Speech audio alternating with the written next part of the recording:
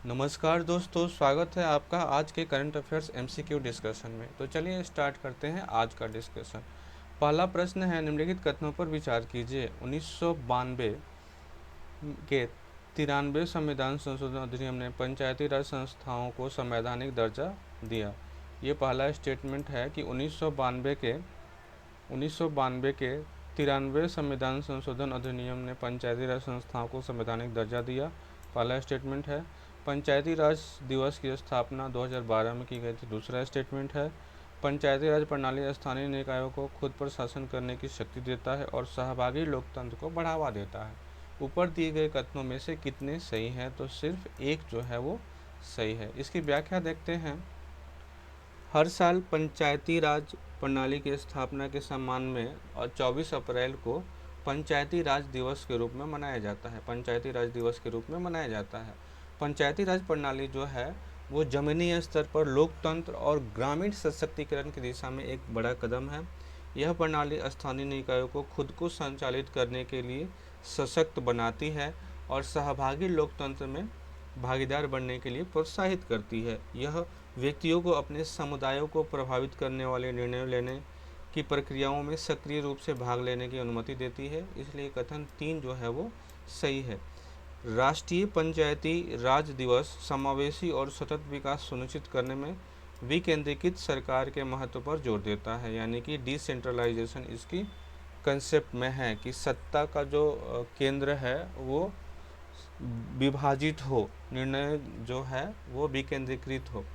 इस वर्ष राष्ट्रीय पंचायती राज दिवस का 31वां वर्ष है जो 24 अप्रैल को मनाया गया है।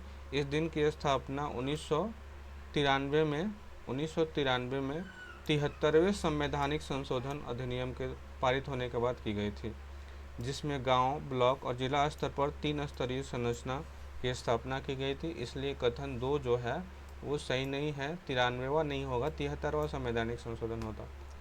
1992 का 73वां संविधान संशोधन अधिनियम जो 24 अप्रैल 1953 को प्रभावी हुआ 24 अप्रैल 1993 को प्रभावी हुआ ने पंचायती राज संस्थाओं को संवैधानिक दर्जा दिया, यानी कि 1992 का 73वां संवैधानिक संशोधन अधिनियम जो है वो 24 अप्रैल 1993 को प्रभावी हुआ और संवैधानिक दर्जा मिला जो स्थानीय सरकार है उनको। जमीनी स्तर पर राजनीतिक प्राधिकरण के विकेंद्रीकरण के इतिहास में एक महत्वपूर्ण कदम था।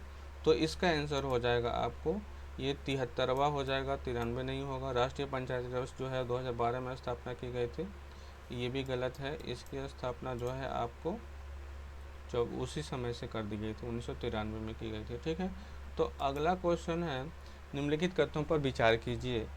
2021 में भारतीय नागरिकता छोड़ने वाली भारतीयों की सबसे बड़ी संख्या कनाडा गई है। ये पहला स्टेटमेंट है। दूसरा है कि किसी अन्य देश की नागरिकता लेने से भारतीय नागरिकता स्वतः ही रद्द हो जाएगी। उपयुक्त कथनों में से कौन सा सही है? तो केवल 2 सही है, पहला जो है वो सही नहीं है। इसकी व्याख्या देखते हैं। हाल ही में गृह मंत्रालय ने एक रिपोर्ट जारी की और कहा कि 2021 में 1.6 लाख लोग, यानी कि 1.6 लाख लोग जो है वो भारत की नागरिकता छोड़ दिए हैं। सरकारी आंकड़ों के अनुसार 2021 में भारतीय नागरिकता छोड़ने वाले सबसे ज़्यादा भारतीय जो है वो यूएसए गए हैं, जिसमें अमेरिका में जाने वाले लोगों की संख्या है 78,284। उसके बाद ऑस्ट्रेलिया गए हैं 23,533। कनाडा जाने वालों की संख्या जो है वो आपको है 21,597 और यूनाइटेड किंगडम जाने वाले लोगों की संख्या, यानी कि यूके जाने वाले लोगों की संख्या है 14,637।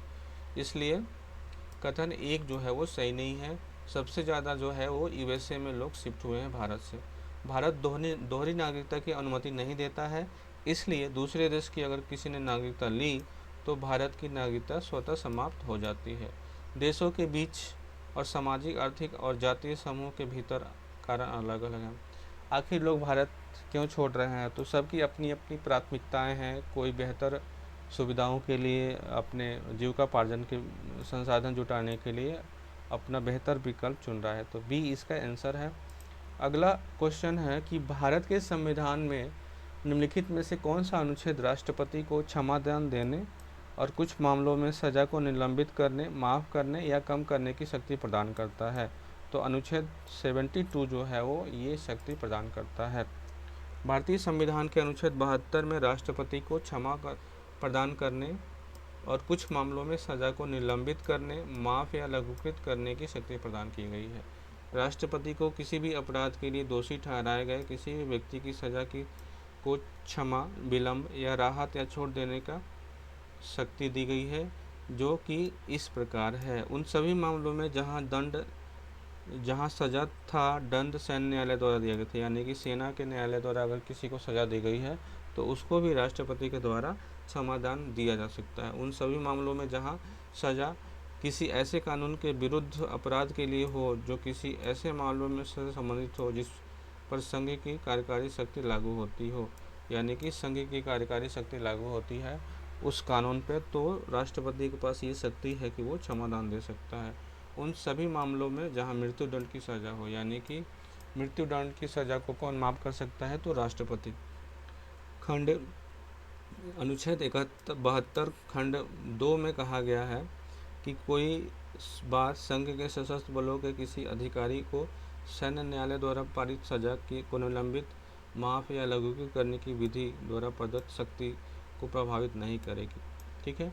खंड 3 में कहा गया है कि कोई बात किसी राज्य के राज्यपाल द्वारा किसी कानून के तहत मृत्युदंड की सजा को निलंबित करने, हटाने या कम करने की शक्ति को प्रभावित नहीं करेगी। इसलिए विकल्प 3 जो है वो आपको सही है। अगला प्रश्न है, संविधान दिवस के संदर्भ में निम्नलिखित कथनों पर विचार कीजिए। संविधान दिवस पहला स्टेटमेंट है, संविधान दिवस 26 नवंबर को मनाया जाता है। दूसरा स्टेटमेंट है, इसे 2003 में घोषित किया गया था। यह एक सार्वजनिक अवकाश है। इसमें से कितने सही हैं, तो केवल एक सही है, केवल एक सही है। संविधान दिवस जो है वो 26 नवंबर को मनाया जाता है, बिल्कुल सही है। जिस दिन संविधान सभा द्वारा संविधान को अपनाया गया था, इसलिए संविधान दिवस के रूप में 26 नवंबर को मनाया जाता है। संविधान की प्रारूप समिति की अध्यक्षता जो है डॉक्टर BR अम्बेडकर ने की थी, जिन्हें अक्सर संविधान सभा भारतीय संविधान के निर्माता के रूप में जाना जाता है।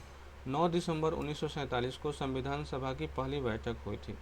9 दिसंबर 1947 को संविधान सभा का पहला बैठक हुआ था, जिसमें 207 सदस्यों ने भाग लिया था। अगले 2 वर्षों में समूह ने संवैधानिक उद्देश्यों, सिद्धांतों और अन्य विशेषताओं के बारे में महत्वपूर्ण विकल्प अपनाए। इसे अंततः 26 नवंबर 1949 को अपनाया गया। 2 महीने बाद 26 नवंबर 1950 को लागू किया गया, जिसे गणतंत्र दिवस के रूप में जाना जाता है। सरकार ने 19 नवंबर 2015 को 26 नवंबर को संविधान दिवस के रूप में अपनाने की घोषणा की, इसलिए कथन 2 जो है वो सही नहीं है। सरकार ने कब संविधान दिवस अपनाने की घोषणा की, तो 19 नवंबर 2015 को 19 नवंबर 2015 को 19 नवंबर 2015 को 26 नवंबर को जो है संविधान दिवस के रूप में मनाने की घोषणा की गई, 19 नवंबर 2015 को। तो ये आपको 26 नवंबर को संविधान दिवस मनाया जाता है, बिल्कुल सही है। इसे 2003 में घोषित किया गया, तो ये गलत है। ये आपको 19 नवंबर 2015 में किया गया था, 19 नवंबर 2015 में किया गया था। ठीक है। यह एक सार्वजनिक अवकाश है, तो ये भी गलत है। संविधान दिवस सार्वजनिक अवकाश नहीं है।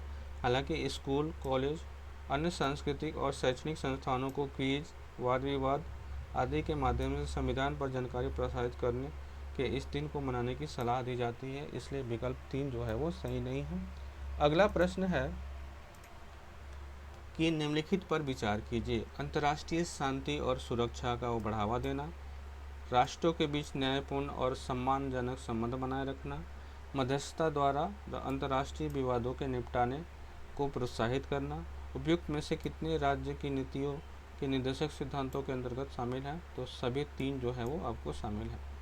भारतीय संविधान का अनुच्छेद 51 जो है वो अंतर्राष्ट्रीय शांति और सुरक्षा को बढ़ावा देने का प्रावधान करता है, और ये जो है आपको ये नीति निर्देशक तत्वों में शामिल है। राज्य निम्नलिखित